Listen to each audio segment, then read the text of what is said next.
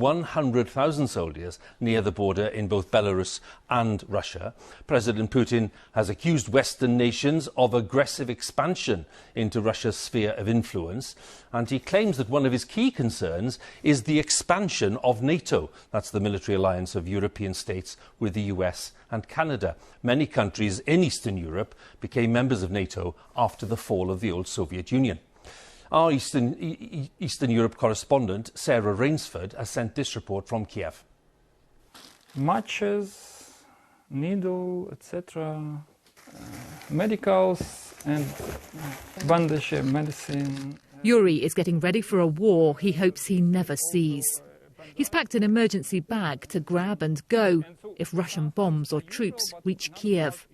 A basic survival kit for the worst possible scenario. What does it actually feel like to be doing this? It's unbelievable. So I understand that I'm living now in 21st century. I'm amazed that I should do this, that I should pack this bag, but this is what I have to do to keep my family safe. Yuri thinks a major escalation in Ukraine's 8-year-long war with Russia is unlikely. He just feels better being prepared for it. Today, the US government strongly advised its citizens to leave Ukraine. The government here calls warnings of a major new incursion by Russia alarmist, but it's not ignoring the tens of thousands of troops deployed near its border.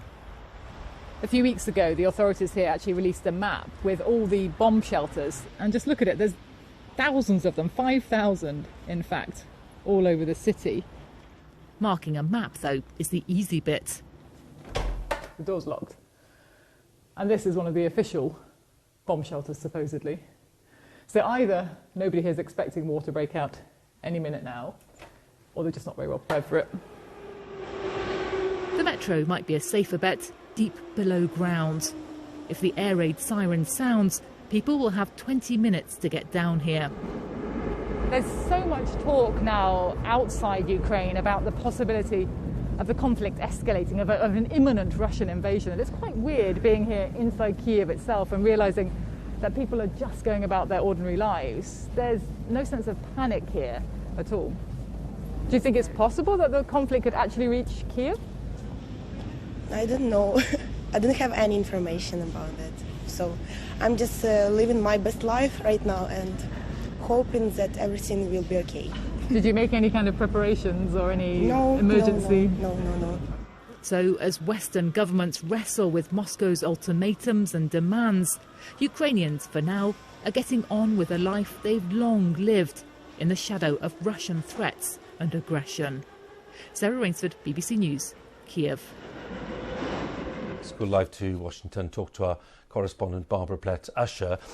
Barbara, when we look at the nature of these responses, where do you think it leaves us?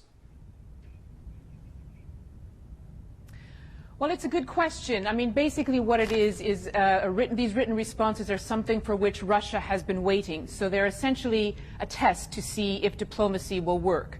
The Secretary of State, Antony Blinken, he said there weren't any surprises. The Americans are still